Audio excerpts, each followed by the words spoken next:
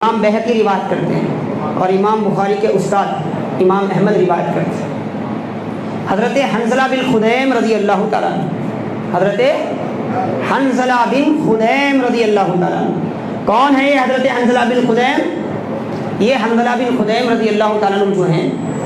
صحابی رسول، ان کا واقعہ امام بہقی نے بیان فرمایا اور امام احمد بن حنبل نے بیان فرمایا کہ ان کے والد جو ہے رسول اللہ صلی اللہ علیہ وسلم کے زمانے میں یہ چھوٹے تھے، ان کو لے کر حنظلہ بن خدیم کو لے کر، وہ حنظلہ الگ ہیں، وہ حنظلہ الگ ہیں جو شادی کی رات غسیل الملائکہ جو ہیں، جن کا غسل ملائکہ نے دیا تھا، وہ حنظلہ الگ ہیں۔ حنظلہ بھی کئی نام کے ہیں، تو یہ حنظلہ بن خدیم ہیں، یہ چھوٹے تھے، یہ چھوٹے تھے اور حاضرین محترم ان کے والد رسول اللہ صلی اللہ علیہ وسلم کی بارگاہ میں لے گئے، لے جا کے فرمایا یا رسول اللہ یہ میرا ایک ہی بیٹا ہے، آپ اس کے لیے دعا فرمائیں، آپ اس کے لیے برکت کی دعا فرمائیں۔ تو حاضرین محترم عزیزان گرامی، رسول اللہ صلی اللہ تعالی علیہ وسلم اس بچے کو اپنے ہاتھ سے قریب بلایا، یا غلام، قریب بلایا، اس کے بعد ان کے سر پہ ہاتھ رکھے، ہاتھ رکھ کے اللہ کے وسلم نے دعا فرمایا بارک اللہ فیک، اللہ تجھ میں برکت دے، اللہ تجھ میں برکت دے۔ صحابہ کا یہ عقیدہ تھا، اللہ والوں سے دعا کرانے کا اثر آتا ہے، نہیں تو کیوں جاتے تھے، خود دعا کرتے تھے۔ باپ کی دعا تو اولاد کے حق میں وہ ان دعاؤں میں سے ایک ہے جو ماں باپ کی دعا اولاد کے حق میں جلدی قبول ہوتی ہے۔ آپ خود رکھ کے دعا کرتے تھے، مگر انہیں معلوم تھا میری دعا تو ہے، میں باپ ہوں، میری دعا کا بھی اثر ہوگا، لیکن رسول اللہ صلی اللہ علیہ وسلم کی دعا کا جو اثر ہوگا اس کا انداز ہی الگ ہوگا۔ اسی لیے لے گئے، دعا کرائے، عقیدہ سمجھا دیا کہ اللہ والوں کے پاس جایا کرو۔ ان سے بھاگنے کا طریقہ صحابہ کرام کا نہیں ہے۔ اس کے بعد دوسرا کیا ہوا آپ دیکھیں، راوی روایت کرتے ہیں اس کے بعد وہ بچہ تھا، جوان ہو گیا، بڑا ہو گیا، اس کے بعد مدینے والوں کا معمول تھا اور ان کا طریقہ یہ تھا،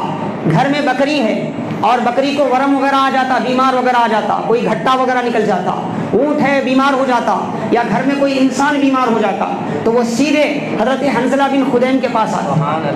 حنظلہ بن خدیم کے پاس آتے۔ آنے کے بعد آپ کیا کرتے، اپنا لعاب ڈالتے، اپنا لعاب اپنے ہاتھ پہ ڈالتے، ہاتھ پہ ڈال کے کیا کرتے، اپنے سر کے اس حصے پہ ہاتھ رکھتے جہاں مصطفیٰ نے ہاتھ رکھا تھا، اپنے سر کے اس حصے پہ ہاتھ رکھتے جہاں مصطفیٰ نے ہاتھ رکھا تھا، اور رکھ کر کہتے بسم اللہ علی اثری یدی رسول اللہ، اللہ کے نام سے اور رسول اللہ صلی اللہ علیہ وسلم کے دست مبارک کے اثر کی وجہ سے، آقا کے ہاتھ کا جو اثر میرے سر پر ہے نا،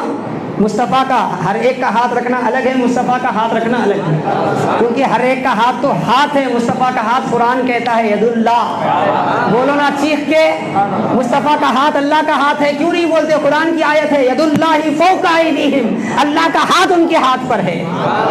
اسی لیے انہوں نے ہاتھ اٹھایا۔ مصطفیٰ نے یہ نہیں کہا تھا میں ہاتھ رکھ کے دعا کروں گا تو اپنا ہاتھ وہاں لگاؤ، مگر انہوں نے عقیدہ بڑے بڑے صحابہ کی صحبت میں سیکھا تھا، انہوں نے عقیدہ رسول اللہ صلی اللہ علیہ وسلم کی صحبت میں سیکھا تھا، ہاتھ رکھ کے بتا دیا کہ لوگوں میرے ہاتھ کا کمال نہیں ہے، میری پیشانی کا کمال نہیں ہے، میری زبان سے نکلنے والے کلمات کا کمال نہیں ہے، کمال یہ ہے کہ اس پیشانی کو نصیبے سے مصطفیٰ کا ہاتھ لگ گیا ہے، اس مصطفیٰ کے ہاتھ کی برکت یہ ہے میں جب بھی اس کا اثر کسی بیمار پر لگاتا ہوں، وہ انسان ہو کہ حیوان ہو، اللہ اسے شفا دے دیتا ہے۔ جا کے اللہ سے بات کرو کہ اللہ انہیں تو کر رہا تھا، تو شفا کیوں دے رہا ہے؟ روایت میں آتا ہے جب بھی آپ ایسا کر کے ہاتھ لگاتے اسے شفا ہو جاتا، گھٹے کے گھٹے بالکل ختم ہو جاتے۔ حاضرین محترم عزیزان گرامی، یہ عقیدہ ہے اہل سنت والجماعت کا۔ ہم منہ مبارک کی زیارت کرتے ہیں نہیں کرتے؟ کچھ لوگ بڑی تکلیف ہوتی ہو، میلاد کی محفلوں میں، میلاد کے جلوس میں ڈی جے لگا کے ناچنا تو انہیں پسند ہے، مگر میلاد کی مجالسوں میں منہ مبارک آ جائیں اس کا ادب و احترام کرنے پہ فتوے نکلتے ہیں۔ لیکن یہ کہاں سے سیکھا ہم نے؟ انہی صحابہ کرام رضوان اللہ تعالی علیہم اجمعین سے سیکھا۔